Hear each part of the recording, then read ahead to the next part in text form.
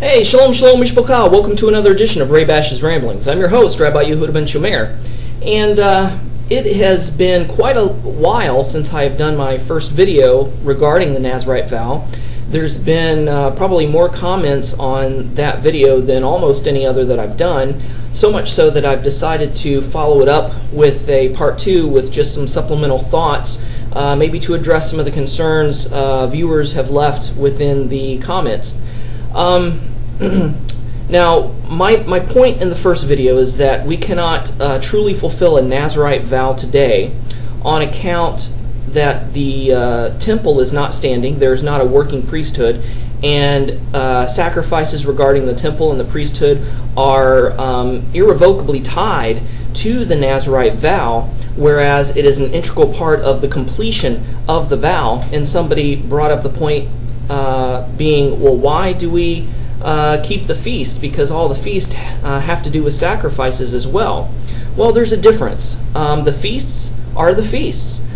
They are not vows. They are mo'edim, which means they are divine appointments that have in the legal stipulized clause within the Torah that they are for all generations, for all times.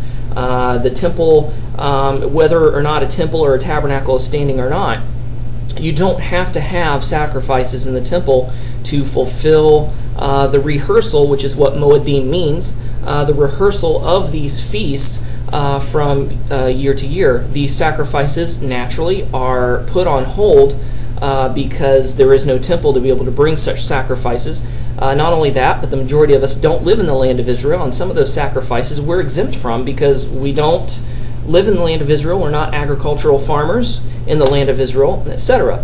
Now, the Nazarite vow is different in regards to that the legalese, so to speak, within the Torah regarding the laws of the Nazarite vow have within it that the temple must be involved to actively fulfill and to complete this vow. Without these sacrifices and without the temple, your vow is complete. There are people saying that they have taken the Nazarite vow despite there not being a temple. That's fine, but I wouldn't call it a Nazarite vow, maybe a modified Nazarite vow or a post-temple Nazarite vow. You have to find another way to bring the vow to a close because technically it's not a true and tried real Nazarite vow. You can go ahead and take these things upon yourselves, but remember, if you're taking a Nazarite vow upon yourself, it means you can't shave. Means you can't trim, you can't shave.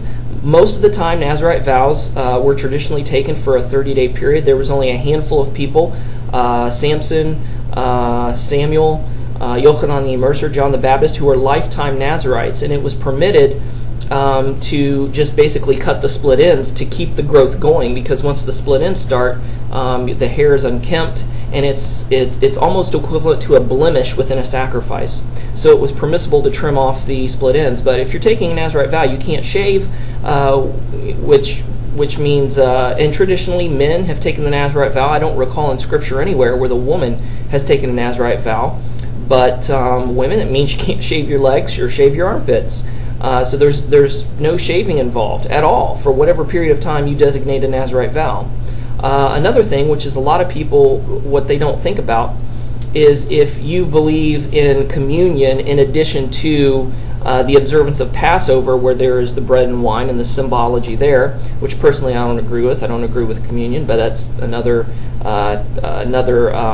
video for another time. I believe that we fulfill what happens in communion at the appointed time on Passover, and that's when we should do that remembrance. But anyway, moving on. Means you can't have anything dealing with grapes. Anything with grapes in it whatsoever, which could mean fruitcake, which could mean raisin bran, which could mean raisins, wine, grape juice, anything that has grape skins, grape seeds, anything to do with the fruit of the vine, you can't have, which means you can't participate in communion if you choose to do so, which means you can't participate in drinking of the Sabbath wine, and you can't make any exceptions for that. Not only that, but you have to be a vegan. You have to be vegetarian for that time. Why? Because one of the stipulations is you're not to touch anything dead. And true, it's cooked, it's food, it's clean in regards to that has the ability to be consumable without any danger to the body, but nonetheless, it's still a dead animal. It's still a dead creature. You're still touching something dead, and on top of that, you're ingesting something that's dead.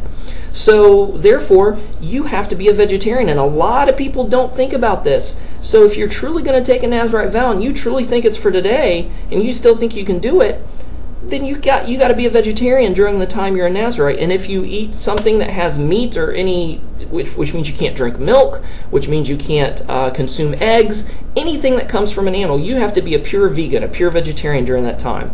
A lot of people can't handle that, and a lot of people don't think about that, and they just eat whatever during a Nazarite vow. And you make your vow null and void. The intentions of your heart may be good, may be pure, but you're not carrying it out to what you vowed to do. You vowed to take a Nazarite vow, and therefore those are the stipulations. You can't cut or shave your hair. You can't have anything to do with the fruit of the vine, any grapes whatsoever, no matter what form it may be in, and you can't touch anything dead, which means you have to be a vegetarian. And a lot of people don't think about that. Now, even though I do not believe that the Nazarite vow is for today, that we must wait until the temple's rebuilt to truly participate in a Nazarite vow and to fulfill such a vow, if you want to accept that there is or that you can have a modified Nazarite vow post-temple, let me suggest some ways that you could fulfill that. When you cut your hair, it says that you need to offer it. It has to be sort of like a sacrifice, which when you shave, a lot of people don't think about this and don't realize this, but when a Nazarite shaves, it means they shave their entire body. So men, women, it means you have to shave everywhere. The pubic region, all of your body, your chest, your back, under your arms, your legs, your eyebrows. And a lot of people don't realize this and they're not willing to do this, but you have to shave all of your head to make the Nazarite vow pure and true and the way it was back in the Torah and in those times. So might I suggest that you at least take your hair and give it to locks of love so they could be made into wigs for cancer patients. And so you're doing a good deed, you're doing a mitzvah in that.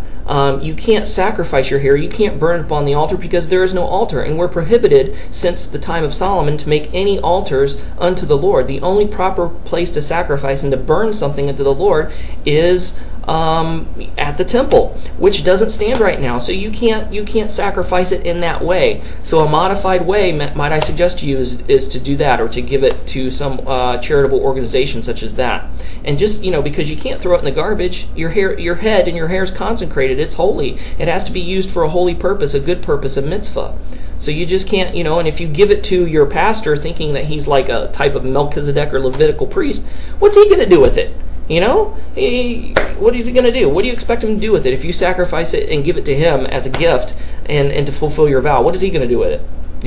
So that would be one of the suggestions that I make if you choose to take a Nazarite vow. I almost feel like I'm basically teaching somebody how to have safe sex when I don't agree with safe sex. When when the only safe sex is abstinence until marriage, and I'm like, oh well, okay, well let me tell you about a condom. If you're going to do this, you're inevitably going to do this. So let me go ahead and tell you about condoms and tell you about safe sex and all these kind of things. That's almost what I feel like I'm doing, because I personally don't think you can fulfill a Nazarite vow because the vow is connected to sacrifices in the temple. So therefore, but if you're going to do it, and I know people are going to do it, please do it in a modified way and in the right way to the best of your ability post-temple in this modern day era, which you can fulfill virtually all of it except for the sacrifice. So if you're going to you're going to offer something unto the Lord, give a monetary gift, something that's equal to a sacrifice, a monetary gift which represents the animal. Give it to to your synagogue or what have you, and the hair donate to something such as locks of love. Running out of time here. Thanks for watching. Thanks for tuning in. Shalom and Shavua Tov. Bye-bye.